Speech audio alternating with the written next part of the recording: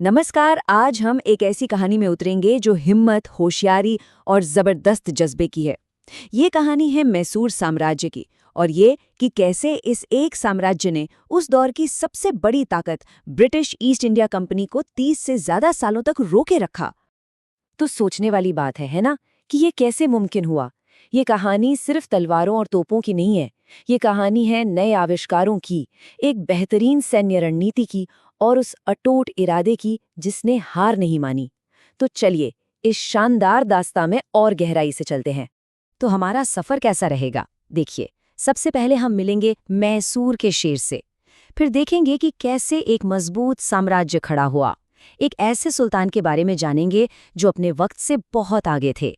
उन जबरदस्त युद्धों को समझेंगे जिन्होंने सब कुछ तय किया। और आखिर में इस पूरी कहानी से निकली विरासत पर बात करेंगे। इस पूरी कहानी के, कह सकते हैं, दो मुख्य किरदार हैं, एक पिता और एक पुत्र, हैदर अली और उनके बेटे टीपू सुल्तान।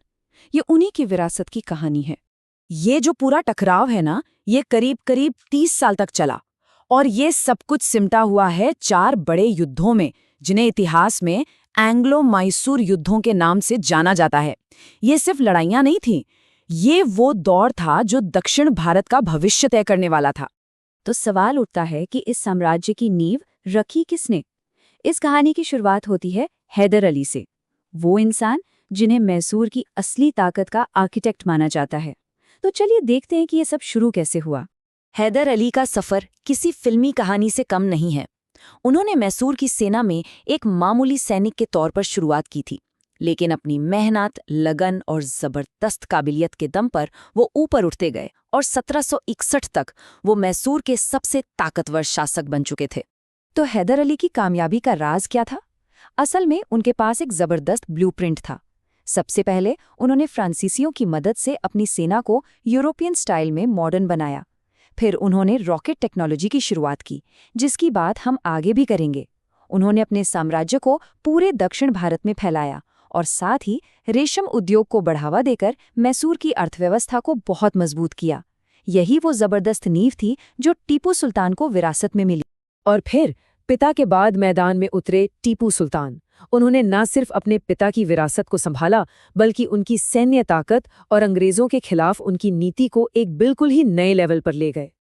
अब बात करते हैं टीपू के सबसे बड़े और शायद सबसे खतरनाक इनोवेशन की, मैसूरी रॉकेट। जरा सोचिए, ये दुनिया के पहले ऐसे रॉकेट थे जिनका बाहरी खोल लोहे का बना था और जिन्हें जंग के मैदान में इस्तेमाल किया गया था। ब्रिटिश सेना के लिए तो ये किसी बुरे सपने जैसा था। उन्होंने पहले कभी ऐसी चीज देखी ही नहीं थी। लेकिन टीपू को सिर्फ एक योद्धा समझना बहुत बड़ी भूल होगी। वो एक बहुत ही काबिल शासक भी थे। उन्होंने अपनी नई करेंसी और नया कैलेंडर शुरू किया, जमीन से जुड़े टैक्स सिस्टम में बड़े सुधार किए और अपने पिता की तरह रेशम उद्योग को खूब बढ़ावा दिया। और हाँ, उनकी नज़र हमेशा इंटरनेशनल पॉलिटिक्स पर रहती थी। वो लगातार फ्रांसीसियों से गठबंधन की कोशिश में लगे रहे। चलिए अब सीधे चलते हैं उन 4 महायुद्धों की तरफ जिन्होंने मैसूर और ब्रिटिश ईस्ट इंडिया कंपनी की किस्मत का फैसला किया। ये वर्चस्व की जंग थी। अगर इस टेबल पर एक नज़र डालें तो पूरी कहानी की एक झलक मिल जाती है। शुरुआत मैसूर की जीत से होती है, फिर मामला बराबरी पर आता है, और फिर धीरे धीरे पलड़ा अंग्रेजों की तरफ झुकता जाता है, और अंत एक निर्णायक हार में होता है।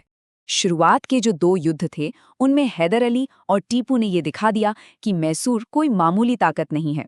और 1784 में हुई मंगलौर की संधि तो एक ऐतिहासिक पल था।